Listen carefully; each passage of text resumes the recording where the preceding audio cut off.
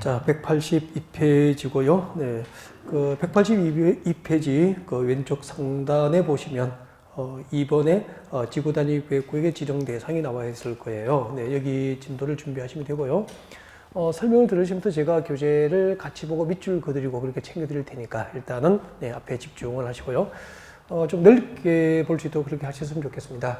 자, 지구 단위 계획이 무엇인지 앞 시간에 개요 설명을 드렸었고요. 자, 이번 시간은 자, 어떤 지역을 지구 단위 계획구역을 지정하여 개발할 수 있는지, 또 어떤 지역을 지구 단위 계획구역을 의무주로 지정해서 지구 단위 계획에 의해서 개발하고 관리를 하여야 하는지 등등에 대해서 학습할 수도 그렇게 준비를 하겠습니다. 여러분 여기 서울입니다. 서울이라고 합시다. 용도지역은 뭐죠? 도시지역이죠. 서울, 부산처럼 인구와 산업이 밀집되어서 우리 국토 가운데서 서울, 부산은 인구와 산업이 밀집되어 있죠. 인구와 산업이 밀집되어서 이미 개발했고 앞으로 개발할 곳을 용도 지정하면 도시지역이다 그렇게 합니다. 자, 이렇게 지구 단위 계획구역을 지정할 수 있는 대상을 도시지역하고요. 그리고 나가면은 네, 비도시지역이 되겠죠. 도시지역과 비도시지역으로 구분을 해서 보셔야 되는 거죠. 그래서 제가 지금 앞을 봐주십시오라고 하는 이유가 넓게 보라는 거예요. 넓게. 교재를 보면은 고개를 숙이면 넓게 보입니까? 좁아집니까? 자꾸 좁아지죠. 발밑에만 자꾸 하게 되는 거죠. 그러면은 제도가 안 보여요. 네. 책이 좀 평소에 여러분이 책을 좋아하시고 워낙 공부를 또 많이 하시던 분들이니까 책을 좋아하지만 잠시만 참아주고. 네. 자, 도시지역에는 두 군데가 있어. 도시지역, 서울과 같은 도시지역, 서울, 부산 같은 도시지역에서는 지구 단위 계획구역을 지정하여 개발할 수 있는 곳이 있어요. 그럼 지구 단위 계획을 지정할 수 있는 곳이 있으니까 의무 지정입니까? 임의적 지정입니까? 임의적 지정이죠. 임의적 지정 대상.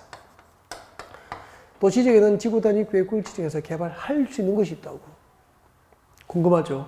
그리고 그 임의적 지정 대상 중에서 일정한 요건에 해당하면은 반드시 지구 단위 계획을 수립하여 개발하든지 관리를 해야 됩니다. 의무적 지정 대상으로 이렇게 구분되는 거예요. 일단 이거부터 하시라고요. 도시지역에는 지구 단위 계획을 지정할 수 있는 곳과 해야 할 곳이 있단 말이에요. 임의적 지정 대상과 의무적 지정 대상이 있다. 이렇게 목차를 보고 들어가면 체계적으로 이해를 하게 되는 거잖아. 그냥 들어가서 자꾸 밑줄을 그어놓고 외우기만 자꾸 외우니까 생고생은 했는데 이제 나중에 정답을 찾아가지도 못하고 무엇을 하고 있는지를 모르죠. 외웠는데 무엇을 외우는지 모르면 안 되잖아요. 보여드릴게요. 그러면은 우리 도시지역에서 여러분은 부산으로 생각하시면 되고 광주 계시면 광주라고 생각하시면 되잖아. 서울은 서울을 생각하시면 되고 이 도시지역에서 어떤 동네를 지구 단위 계획을 수립해서 개발할 수 있는지 보여드릴게요. 여러분 여기 녹지지역입니다. 용도지역이 뭐라고요? 녹지지역이에요.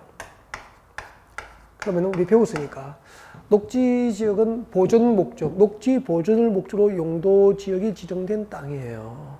그래서 이 녹지지역으로 묶여있는 상태에서는 서울시에서 지구 단위 계획 수립하고 개발할 수 있을까 없을까? 없습니다. 근데 한번 녹지지역은 영원합니까? 용도지역은 변경될 수 있습니까? 변경될 수 있죠. 그래서 이 부분 보십시오. 이 부분이 녹지지역이었는데 이번에 이만큼이 녹지지역에서 주거지역으로 주거지역, 상업지역, 공업지역으로 용도지역이 변경된 거예요. 그러면 녹지지역에서 주거지로 변경되면 주택단지 개발할 수 있죠. 상업지로 변경되면 상업단지, 유통단지 개발할 수 있죠. 공업지로 변경되면 공업단지 개발을 할 수 있도록 지구 단위 계획을 지정할 수 있다 이 말입니다. 그러면 우리 부산에서 녹지지로 묶여 있다가 주거지역, 상업지역, 공업지로 용도지역이 변경되는 곳은 부산시청에서 무엇을 지정합니까? 지구 단위 계획구역 지정을 결정 고시하고 3년 내에 지구 단위 계획을 결정해서 개발하게 되는 거예요. 그때 3년 내에 시에서 지구 단위 계획을 결정해서 고시하거든요. 그 결정 고시한 지구 단위 계획을 보면은 해당 지역의 개발 계획을 알게 되는 거잖아요. 다음 두 번째는 하나 배웠습니다. 도시지역에서 녹지지로 묶여 있다가 주거지역, 상업지역, 공업지로 용도지역이 변경되는 지역은 지구 단위 계획구역 지정할 수 있다. 두 번째는 녹지지역도 동시에 두 가지 용도 구역으로 묶입니다. 녹지지역 위에 지정되는 용도 구역이 주로 무엇이었습니까? 개발 제한 구역이었습니다. 그린벨트. 하나는 도시 자연 공원 구역이었습니다. 그리고 여기 이거 알아맞혀 보십시오. 도시지역과 그 주변 지역에서 무질서하게 시가지가 조성되면 그 무질서한 시가와 형상을 방지하려고 용도 구역이 지정됩니다. 무엇이었죠? 진짜 잘하셨습니다. 아니요. 도시지각 주변 지역에서 무질서한 시가와 방지를 목적으로 지정하는 용도 구역이 무엇입니까? 라고 했는데 시가와 주변 구역입니다. 라고 대답하시는 분이 대한민국의 0.0000001%도 안 될 거예요. 맞잖아요. 여러분은 대단한 거예요, 지금. 시가와 주변 구역을 말할 수 있다는 것은. 아니, 여기 우리 연산 노탈에 서가지고 지나가시는 분 100명을 막아놓고 도시지각 주변 지역에서 무질서한 시가지가 개발되면은 그것을 방지하려고 지정하는 용도 구역이 뭐죠? 라고 물으면은 미쳤어. 이렇게 하겠죠. 시가와 주변 구역 됐고요. 그럼 한번 봐요. 개발 제한 구역과 도시 자연 공원 구역과 그린벨트하고 공원으로 묶여 있거나 시가와 조정 구역으로 묶여 있으면은 지구 단위 구역 속에서 시에서 개발할 수 있을까 없을까? 없죠. 그래서 개발 제한 구역과 도시 자연 공원 구역과 시가와 조정 구역으로 묶여 있다가 해제가 되는 구역은 지구 단위 구역 지정이 가능하게 됩니다. 현장을 보셨으니까 또 이걸 책에 줄을 안 꺼내면 불안한 거야. 공부 안 한 것처럼 느껴지고. 그래서 책에다 줄을 꺼버리지 뭐. 자, 여러분 교재 보세요. 182페이지 봅니다. 182페이지 보니까 지구 단위 구역 지정 대상에 네, 한 칸 오른쪽으로 오니까 임의적 지정 대상, 지정할 수 있는 것도 있고 그 밑에 필수적 지정 대상, 지정해야 할 곳이 있죠.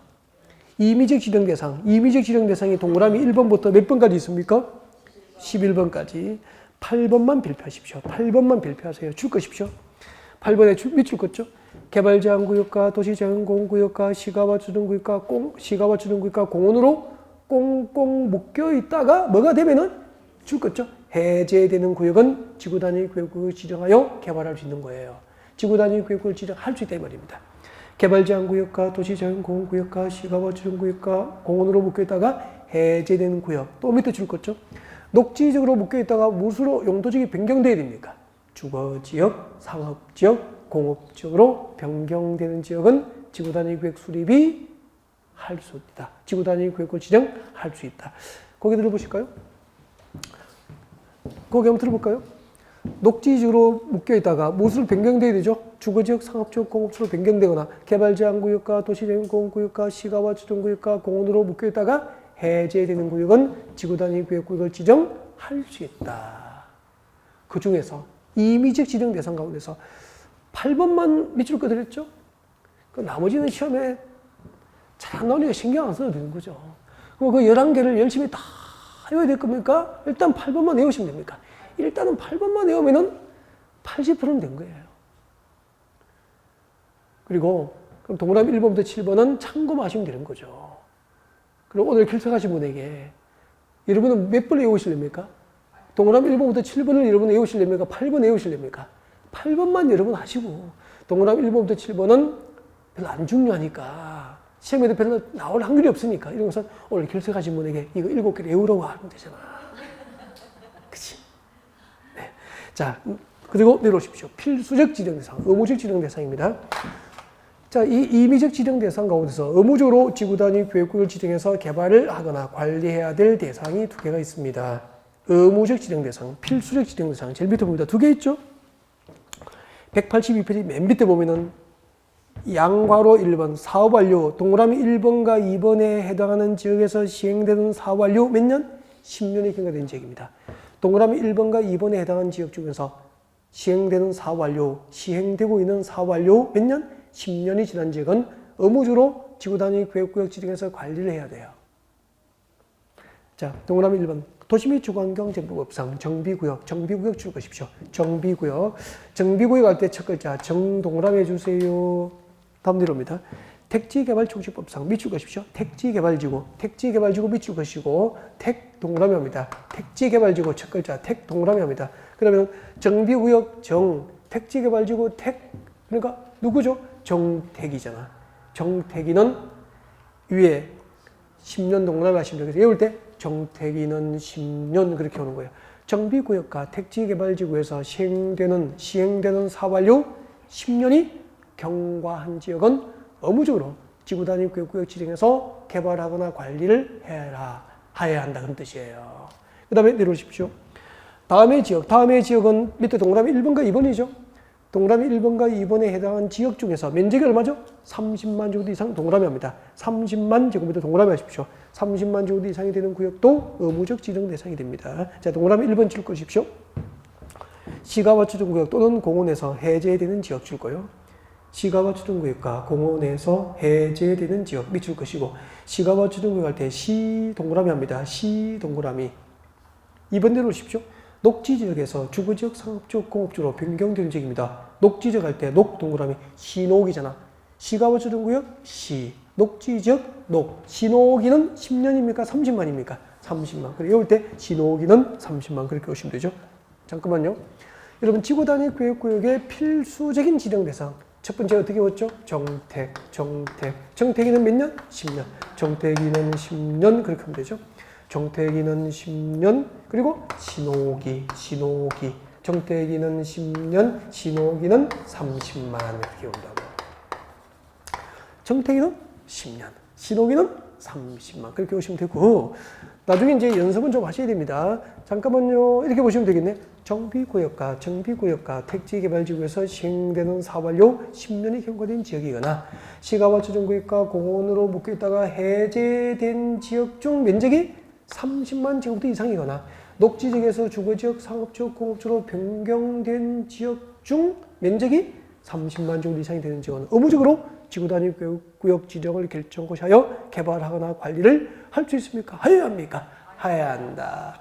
어떻게 오죠? 정택이는 10년, 신호기는 30만 이렇게 했는데, 정택이는 10년으로 외우는데 나중에 연습을 안 하면 이제 정택이가 초등학교 동창인지 뭐 고등학교 동창인지 구별도 못하고, 공시법에서 외웠는지 중개사법에서 외웠는지 공법에서 외웠는지 구별도 못하고 그런 경우도 있습니다. 그래서 너무 많은 건 좋지 않고 이런 것은 간간히 양념으로 섞어주는 거죠. 양념은 많이 드시면 돼요? 안 돼요? 안 되죠. 간간히 맛있게 하려고 간간히. 그래서 이런 것은 그렇게 뭐 좋은 건 아니에요. 지금까지 우리는 도시지역 밖에서 놀고 있었습니까? 도시지역에서 놀고 있었습니까? 도시지역. 그래서 항상 이걸 목차를 놓치면 안 돼요. 도시지역에서는 지구단위 계획을 수립할 수 있는 것도 있고 해야 할 것이 있다. 이렇게 목차를 구분하고 그 다음에 암기를 하셔야 된다는 거죠. 목차 없이 암기를 하면은 생고생 마시게 되니까. 그 다음에 봐요. 이제 나갑니다. 이제 서울에서 밖으로 나오면 도시지역입니까? 비도시지역입니까? 비도시지역 5개. 지난주에 배웠는데 비도시지역 5개가 지금 술술 나오면 이상한 거야. 들어보면 생각만 하면 돼요. 그래서 교재를 만지지 말고 여기 집중. 도시지역 밖에 5개 용도죠. 들어보고 생각나야 됩니다. 관리지역이 3개인데 계획관리지역. 생각나죠? 계획관리지역, 생산관리지역, 또 보존관리지역. 2개 중에 하나는 뭐죠?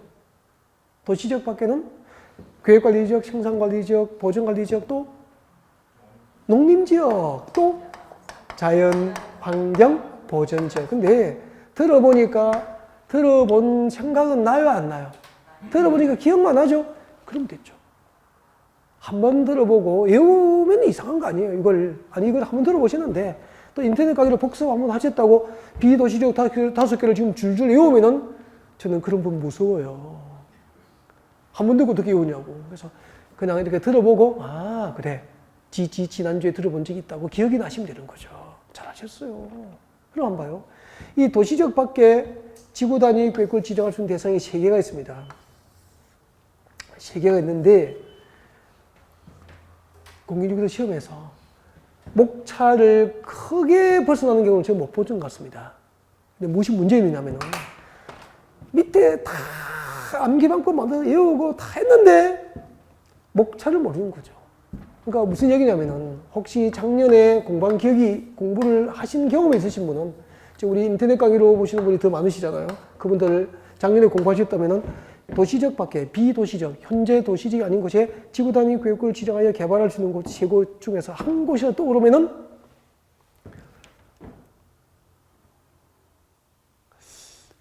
작년에 붙었을 거예요. 진짜. 이게 안 떠오르면 작년에 공부한 거 좀 잘못됐구나. 그렇죠. 뭔가를 재미있게 만들어서 많이 외웠는데 생고생만 했구나. 도시지역 밖에 지구단위 계획을 지정할 수 있는 대상이 3개. 첫 번째.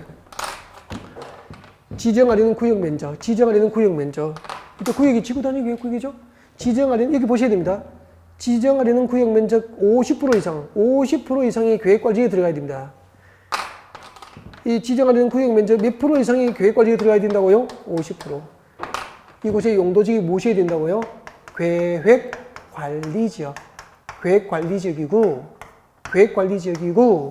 이 지정하려는 구역 면적 절반 이상이 어디에 들어가야 되죠? 계획관리지역에 포함이 돼야 돼요.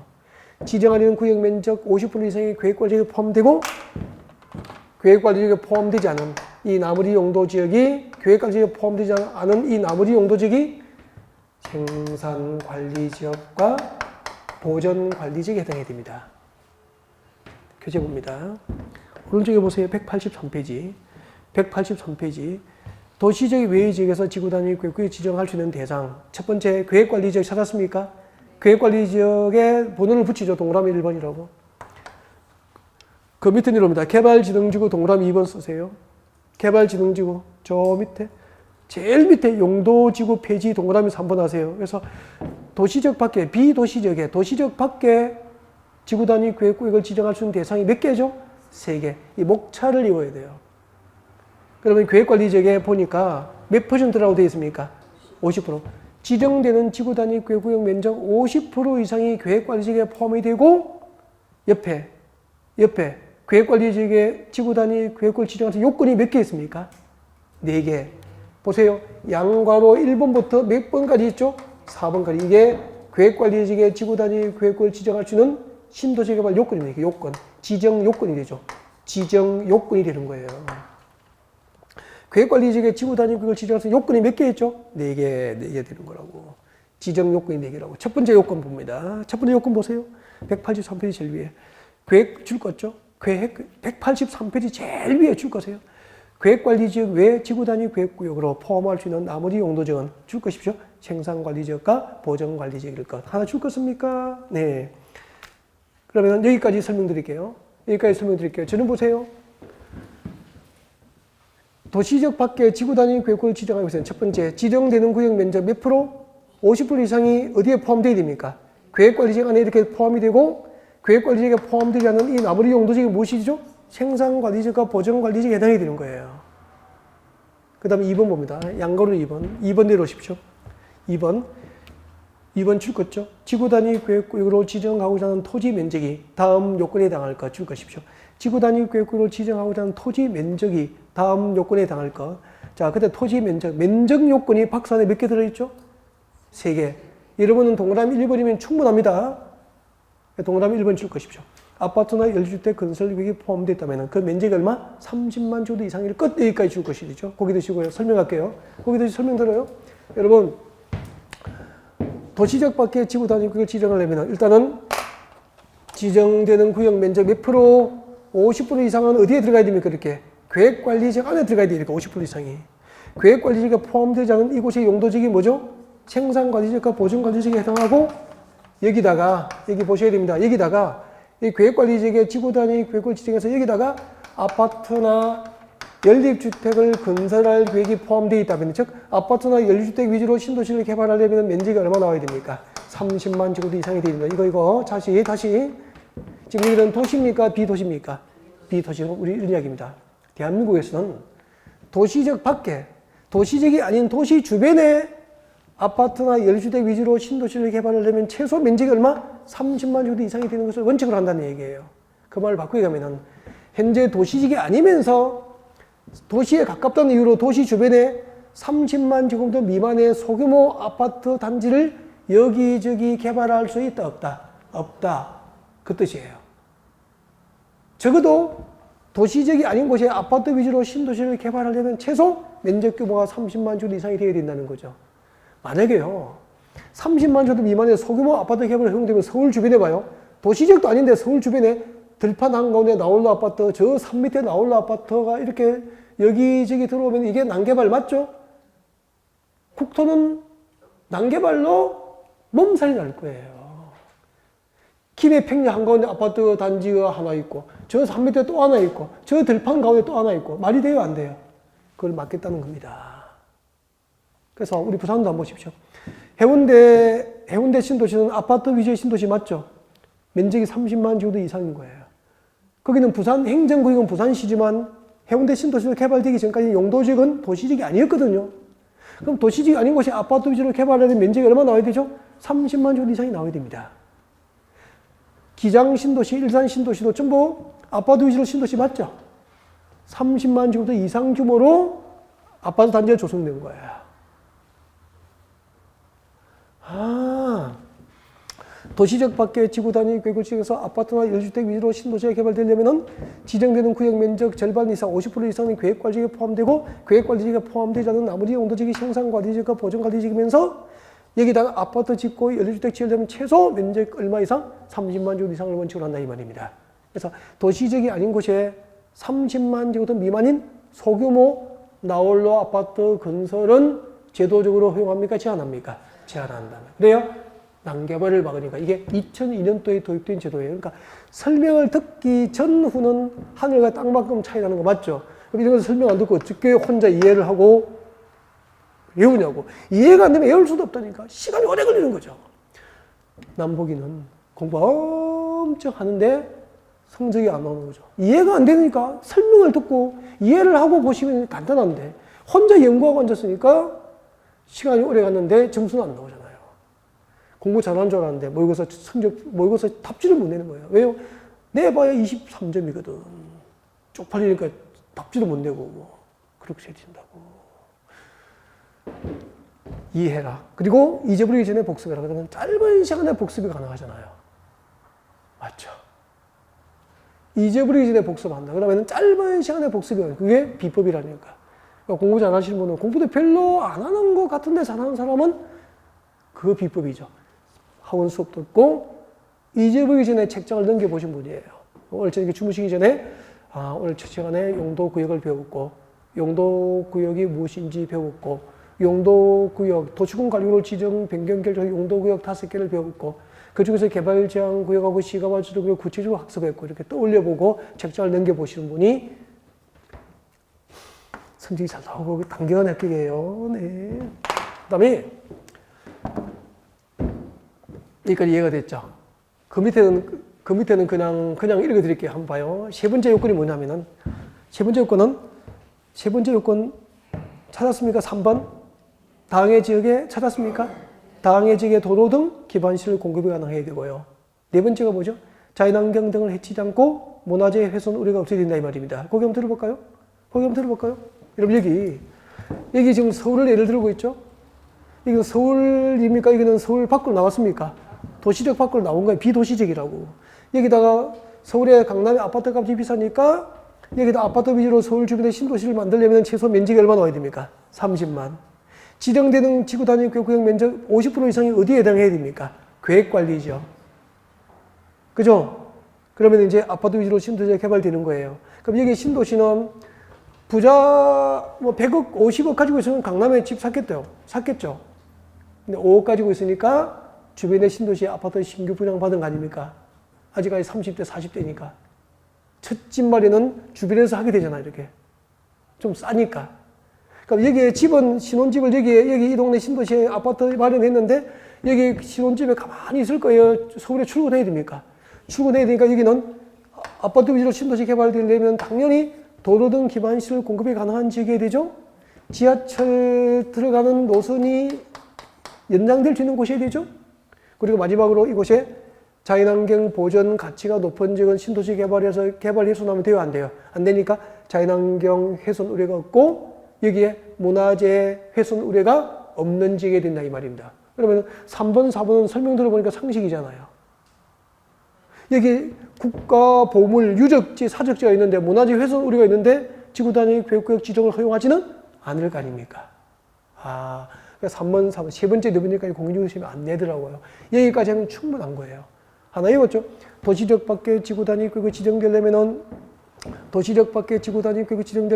지정되는 구역 면적 50% 이상의 계획관리지역에 포함되고 계획관리지역에 포함되지 않은 나머지 용도지역의 생산관리지역과 보전관리지역이면 됩니다.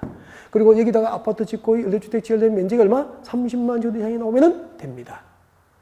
그리고 여기는 두 번째는 개발진흥지구가 지정되어야 됩니다. 개발진흥지구가 지정되고 이 개발진흥지구가 신도시 개발을 위해서 대통령령이 정한 요건을 갖추면 여기도 지구단위 계획을 지정해서 신도시가 개발될 수 있는 거죠. 여러분 도시적 밖에 지구단위 계획을 지정할 수 있는 대상 두 번째가 뭐죠? 개발진흥지구라고 하는 용도지구가 지정돼야 돼. 개발진흥지구가 지정되고 그 개발진흥지구가 신도시 개발을 위해서 요건을 갖춰야 됩니다. 그때 개발진흥지구의 신도시 개발을 위한 요건은 안 들어가도 돼요, 여러분. 나중에 문제풀이 할 때 좀 들어가도 조금 들어가도 충분해요. 만약을 위해서 들어가더라도 거의 안 나와요. 목차 정도만. 어디 있느냐 하면은 183페이지 동그라미 2번 저 밑에 동그라미 2번 개발진흥지구 아까 번호 붙였죠? 개발진흥지구. 네, 위 계획관리지역 지정 요건에 해당하면서 동시에 당해 개발진흥지구가 다음에 신도시 개발 요건을 갖춘다면은 그 개발진흥지구가 신도시 개발을 위해서 갖춰야 될 요건이 박스 안에 몇 개 들어있습니까? 3개. 이런 거 안 외워도 된다고 아직까지 알겠죠? 네. 개발진흥지구로서 신도시 개발 요건을 갖추면은 네, 지구단위 구역 지정이 가능합니다. 그 밑에 줄 것이십시오. 이겁니다. 세 번째. 도시적 밖에 지구단위 구역 지정되기 위해서는 자 보십시오. 여기 용도지구가 있었어. 근데 그 지정되어 있던 용도지구가 폐지가 되어버렸어요. 그러면 용도지구가 폐지돼 버리니까 그 폐지된 용도지구 안에서 하던 행비 제한을 할 수 있게 됐습니까? 없게 됐습니까? 없게 됐죠. 이 폐지된 용도지구 안에서 하던 행비 제한을 지구단위 구역으로 대체. 용도지구를 폐지해버리고 그 폐지된 용도지구 안에서 하던 행위 제한을 개발행위 제한을 지구단위 구역을 수립해서 대체하려고 하는 경우에도 도시적입니까? 도시적 밖입니까? 도시적 밖에, 도시적 외의 지역에 지구단위 구역 지정할 수 있다 이 말입니다. 이게 2018년도의 기출 문제입니다. 자, 2018년도 문제입니다. 자, 여기를 보고 대답해 보십시오. 용도지구를 폐지하고 그 폐지된 용도지구 안에서 행위 제한을 지구 단위로 대체하려고 하는 경우에는 도시적 외의 지역에 지구 단위 구역 지정이 결정고시 될 수 있다. 옮겼습니까? 이게 2018년도의 시험 문제인데 내용이 있습니까? 목차만 외워도 됩니까? 목차만. 그러니까 시험은 목차를 기억하게 하고 세부적인 내용을 이해하고 있는지 물어보는데 계획관리가 지정 요건을 다 하니까 그 4개죠. 그 4개를 쪽지에 다 적어서 해오니까 생고생을 하고 목차도 안 잡고 있으니까 시험은 안 되더라는 얘기죠. 왜 이 청년이 이렇게 목투지게 외치는지 알겠죠? 그 사실하고 청년 맞잖아요. 삐질라 그래. 그 3개를 일단 외우시고 여유가 있으면은 내려가시라고요. 공부는 그렇게 하는 거 아닙니까? 일단 큰 물고기를 잡아놓고 여유가 있으면 작은 물고기는 잡는 거 아니에요? 일단 큰 것을 잡아야 되죠. 이따만 이유가 있는데 송사리 잡고 있으면 안 되잖아. 그죠? 네. 그러면 저를 잠깐 보실까요? 저 눈을 보세요. 이 청년의 눈을 보세요. 도시적 안에는 지구단위 계획구역을 지정할 수 있는 종류가 2가지입니다. 도시적 안에는 지구단위 계획구역을 지정할 수 있는 것도 있고 하야할 것이 있죠. 그러니까 도시적 밖에 비도시적의 지구단위 계획구역 지정을 할 수 있는 대상, 지정되는 구역 면적 몇 프로? 50% 이상이 어디에 해당해야 됩니까? 계획관리지역에 해당하고 신도시 개발 요건을 갖추든지 아니면 뭐가 지정돼야 되죠? 개발지능지구, 도시지역 밖에 개발지능지구가 지정되고 신도시 개발 요건을 갖춘 지역이든지 마지막으로 용도지구를 폐지하고 그 폐지된 용도지구 안에서 하던 행비 제한을 지구단위 구역으로 대체하려고 할 경우에는 도시적 외지역의 지구단위 구역을 지정할 수 있다. 그래서 오늘 여러분이 기억하셔야 될 거. 도시적 밖에 지구단위 구역을 지정할 수 있는 대상, 이 목차를 잃어버리면 다 잃어버린 거와 똑같다고 생각하셔야 됩니다. 이런 거 나중에 오는 거예요. 이해되면은 문제풀이 할 때 체크해도 안 늦더라는 거죠. 대부분이 이거 외우고 목차는 물으면 몰라요. 도시적 밖에 지구단위 계획구역을 지정할 수 있는 곳이 어디입니까? 라고 하면은 이 3가지를 말할 수 있으면 여러분은 이겁니다. 지구단위 계획구역 지정 대상이었죠. 네. 그리고 책자를 넘겨보세요. 넘겨보시면은 184페이지 지구단위 계획 내용이 나와 있습니다. 지구단위 계획 내용. 아까 제가 농담으로 여러분에게 설명드리기 아까운 전문 지식이 이거라고 했거든요. 네. 정말 아까워요. 이거 나만 알고 있고 싶고 우리 아이에게만 가르쳐 주고 싶다니까. 근데 여러분과 저는 아주 친하니까 이거 설명드린 것도. 자, 봐주시고요. 교재 봐주세요. 밑줄 그십시오. 줄 것이죠. 지구단위계획구의 지정 목적을 이루기 위해서 지구단위계획에는 다음 사항이 밑에 몇 개 있죠? 몇 개? 9개. 동그라미 1번부터 9번을 묶어주세요. 밑에 동그라미 1번부터 9번까지를 앞으로 묶어주시고 앞에 적으십시오. 이 9개가 지구단위계획에 포함을 해야 할 내용들이에요. 내용이라고 보시면 돼요. 내용. 지구단위계획에 포함할 수 있는 내용이 몇 개죠? 9개. 지구단위계획은 동그라미 1번부터 9번을 내용으로 하는 행정계획이다. 그런 뜻이죠. 네, 다시 읽어보겠습니다. 지구단위계획구의 지정 목적을 달성하기 위해서 지구단위계획에는 다음 사항 중에서 다시 올라갔습니다. 다음 사항 중에서 계속 줄 것이죠. 동그라미 3번과 5번의 사항을 포함한 2 이상의 사항이 포함되어야 한다까지 줄 것이면 됩니다. 지구단위계획구의 지정 목적을 이루기 위해서 지구단위계획에는 다음 사항 중 동그라미 3번과 5번의 사항을 포함한 2 이상의 사항이 포함되어야 한다라고 되어 있습니다. 그러면 여러분 지구단위계획에 포함할 수 있는 사항이 모두 몇 개? 9개. 9개를 다 외우실랍니까? 나올 것만 외우실랍니까? 나올 것만. 그게 정답이죠. 잘하셨습니다. 그럼 나올 것만 찾아서 외우시면 됩니다. 라고 하면 여러분이 또 섭섭하죠. 찾아드려야 되잖아요. 3번하고 5번을 묶으세요. 동그라미 3번하고 5번을 이렇게 묶어서 앞에다가 지구단위계획을 결정할 때 의무적으로 포함시켜야 됩니다. 그래서 의무적 포함 사항이에요.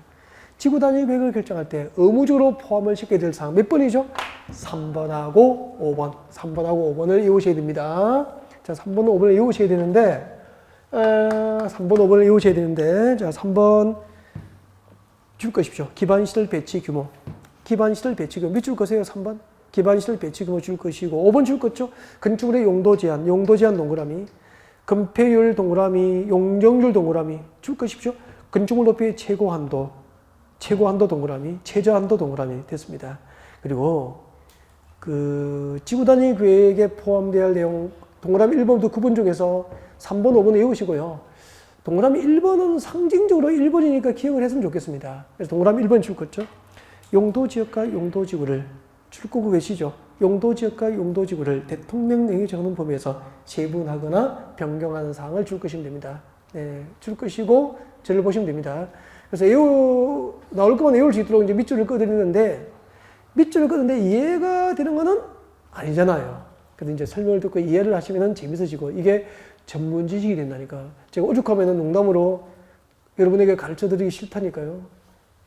내 아이에게만 가르쳐 주고 싶다니까, 이런 것은. 근데 중요한 것은 아이는 이런 거 배우려고 하지 않죠, 아직. 자. 지금부터 공부할 내용이 뭐죠? 지구단위계획 내용을 공부합니다. 지구단위계획의 내용. 지구단위계획이 무엇인지, 그리고 어떤 동네를 지구단위계획을 지정할 수 있는지, 지구단위계획으로 무엇을 계획하는지, 지구단위계획 내용. 자, 설명드리겠습니다. 여기 집중하시고요. 여러분 여기 서울입니다.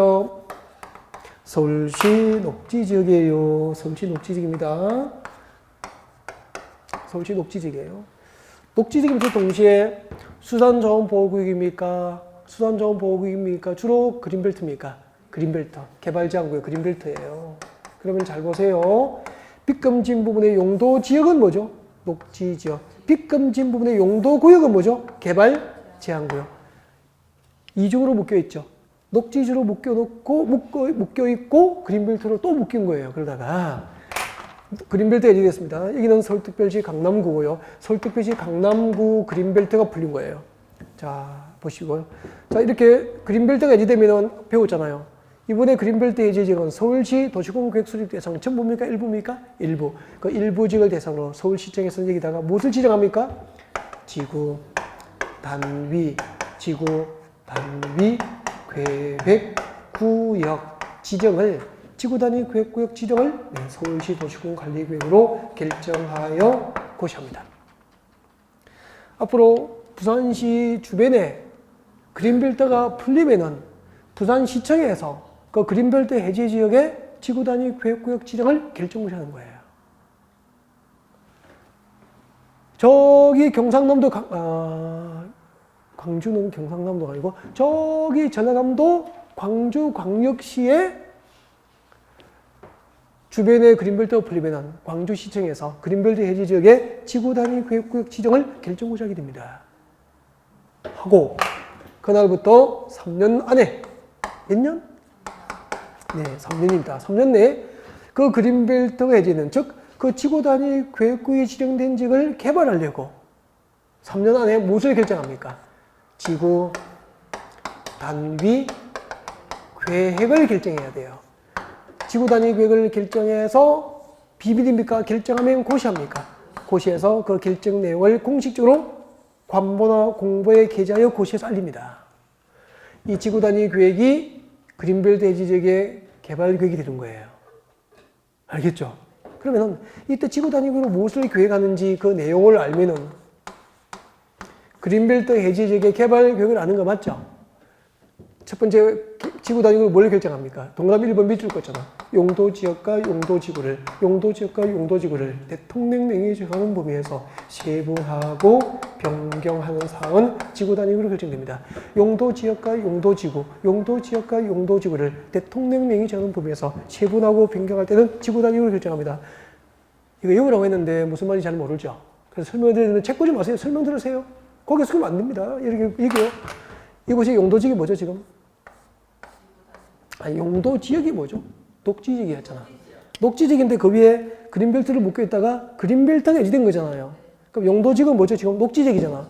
그러면 개발 제한구 그린벨트는 풀려도 녹지지역 상태에서는 아파트 지역을 쓸 수 없죠. 그럼 녹지지역을 그대로 둬야 됩니까? 변경해야 됩니까? 변경. 아파트 지으려면은 이 지역을 아파트 위주로 개발하려면 주거지를 변경해야 되고, 상가나 업무용도의 빌딩 지으려면 상업지로 변경해야 되고, 공단 조성하려면 공업지를 변경해야 되잖아요. 이렇게 지구 단위 계획구역 안에서 용도지역과 용도지구를 세분하거나 지정된 용도지역을 변경할 때는 시에서 지구 단위구역으로 결정하여 고시한다 이 말입니다. 그럼 서울시에서 결정 고시한 지구 단위 계획을 보면은 이곳의 녹지지역이 주거지로 변경돼서 아파트 위주로 신도시로 개발될 건지, 공업지로 변경돼서 공단이 조성될 건지 알게 되잖아요. 중요한 정보 맞죠? 이 정도의 정보는 있어야 부동산 컨설팅 가능할 거 아닙니까? 그 다음 두 번째, 3번 내려갑니다. 기반시설 배치 규모죠. 맞습니까? 기반시설 배치 규모. 그럼 잠깐만요. 서울시 도시공관리부로 이곳의 용도지역을 녹지지역을 주거지로 변경하기로 결정을 했어요. 지구 단위 계획으로. 그럼 주거지로 변경됐으니까 아파트 위주로 강남 지역의 특성에 맞도록 아파트 위주로 개발되겠죠? 그럼 여기 아파트 지으려면은 도로 있어야 됩니까? 없어야 됩니까? 있어야 되죠. 그래서 자, 여기 이 지구 단위 계획안에 몇 차선 도로를 어디부터 어디까지 배치할 건지, 도로는 기반시설 맞죠? 지하철 몇 호선을 연장해서 넣을 건지, 기반시설 맞죠? 지하철역을 어디에 만들 건지, 초등학교는 몇 개를 짓고 중학교는 몇 개를 짓고 고등학교는 몇 개를 짓는지, 이렇게 이 지구 단위 계획 안에 도로, 상하수도, 학교, 공원, 지하철 등 어떤 기반시설을 이 지구 단위 계획에 배치할 것인지, 그 규모를 도로 같으면 8차선 도로 할 건지 왕복 10차선 도로 할 건지 규모, 이런 것을 지구 단위로 시가 결정하는 거예요. 그러면 시가 결정 고시한 지구 단위를 보면은 이 지구 단위 계획구역 안에 도로, 지하철, 학교, 공원, 지하철역 등 기반시설 배치 현황을 알 수 있게 되죠.